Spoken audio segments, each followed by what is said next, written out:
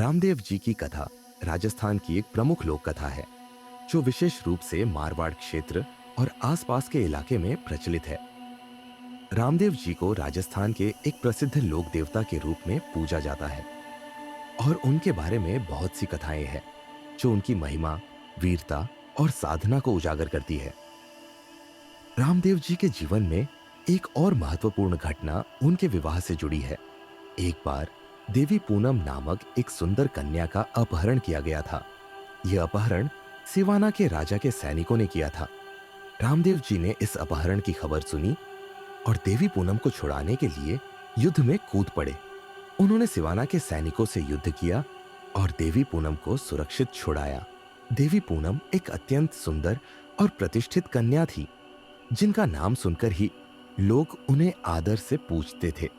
जब रामदेव जी ने देवी पूनम को देखा तो उन्होंने उनसे विवाह का प्रस्ताव रखा। देवी पूनम के पिता ने इस विवाह को मंजूरी दी थी, लेकिन उनके कुछ रिश्तेदारों ने इसे स्वीकार नहीं किया। रामदेव जी के बारे में सुनकर देवी पूनम के पिता राजा राठौर ने उनके साहस और वीरता की काफी सराहना की थी। एक दिन राजा ने अपनी बेटी पूनम से कहा, प्यारी पूनम, मैंने सुना है कि रामदेव जी बहुत महान योद्धा और सज्जन पुरुष है। उनका नाम ही बहुत आदर से लिया जाता है। क्या तुम उनकी वीरता से प्रभावित नहीं हो? देवी पूनम ने राजा राठौर से कहा, पिताजी, मैंने भी सुना है रामदेव जी के बारे में। उनके साहस, उनकी नीतियों और उनकी वीरता के किस्से बहुत प्रसिद्ध है। यदि वे मेरे जीवन साथी बने तो मेरा जीवन धन्य हो जाएगा। रामदेव जी के विवाह को लेकर एक और जटिलता थी। देवी पूनम के कई अन्य रिश्तेदार इस विवाह के खिलाफ थे। वे यह नहीं चाहते थे कि एक बाहरी योद्धा, खासकर जो इतनी वीरता और शक्ति में निपुण हो, उनका बहनोई बने। वे रामदेव जी के खिलाफ षड्यंत्र रचने लगे। इन षड्यंत्रों में शामिल थे राजा राठौर के कुछ मंत्री और अन्य रिश्तेदार, जिन्होंने रामदेव जी को अपमानित करने और विवाह को रोकने की योजना बनाई थी।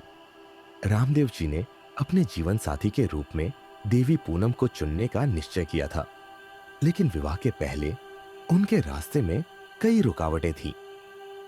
रामदेव जी ने अपनी मां और गुरु से आशीर्वाद लिया और देवभूमि के स्थान से पूनम के गांव की ओर यात्रा शुरू की।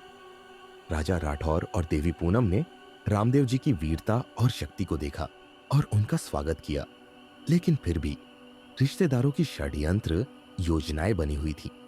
राजा राठौर ने रामदेव जी से कहा, रामदेव जी, मैं आपकी वीरता और नीतियों से बहुत प्रभावित हूं, लेकिन मेरे कुछ करीबी रिश्तेदार इस विवाह के खिलाफ है।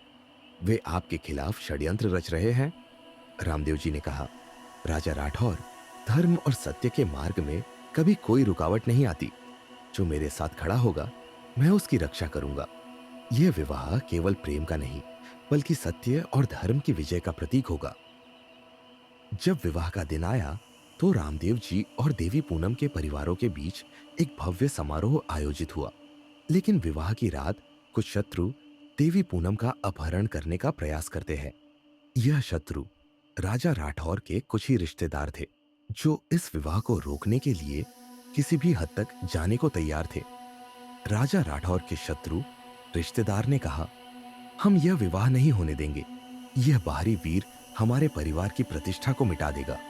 लेकिन रामदेव जी ने अपनी वीरता और शक्ति से शत्रुओं का मुकाबला किया।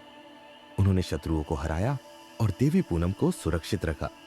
यह घटना रामदेव जी की वीरता और साहस का प्रमाण बनी और पूरी जगह में उनकी नायकत्व की चर्चा होने लगी। रामदेव जी और देवी पूनम का विवाह संपन्न हुआ। यह विवाह एक महान ऐतिहासिक घटना बन गई, जो प्रेम, साहस, धर्म और विजय का प्रतीक बन गई। रामदेव जी ने देवी पूनम से कहा, पूनम, मैं तुम्हें अपनी पत्नी के रूप में स्वीकार करता हूँ। तुम्हारा प्रेम और साथ मेरे लिए सबसे बड़ा आशीर्वाद है। इस जीवन में हम दोनों मिलकर सत्य, धर्म और समाज की सेवा करेंगे।